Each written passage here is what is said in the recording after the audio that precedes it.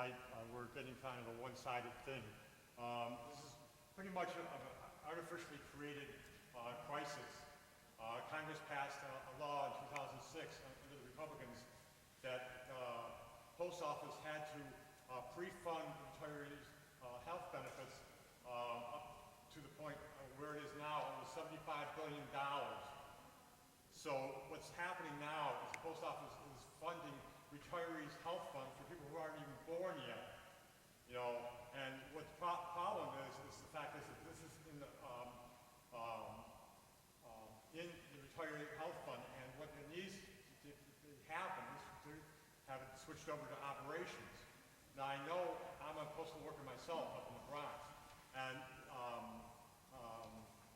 I feel I have a right to speak here because this closing is not an isolated incident. This is happening all around the country. Out of 50 post offices in the Bronx, are closing 17, which is 35%. This is going to totally devastate the community, as bad as it is now. You know, and it's going to have a ripple effect on the bodegas, on the restaurants, and everything else in that community.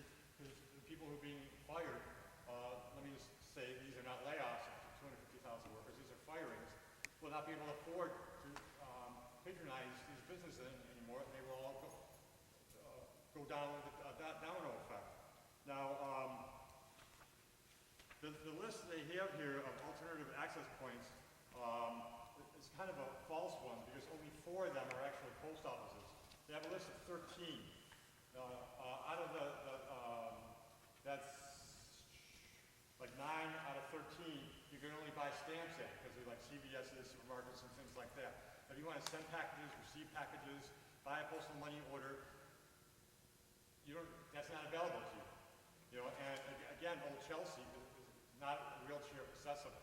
You know, it makes it even more difficult for seniors and people who have disabilities to access the post office, and it limits their ability. And yes, it was raised that a lot of people are buying stuff online. But the thing is, when you buy medicine or stuff on eBay and stuff like that, they can't send it to you over the computer. That's still got to be sent to the post office. And so we may be losing some business, but we're picking it up in other ways.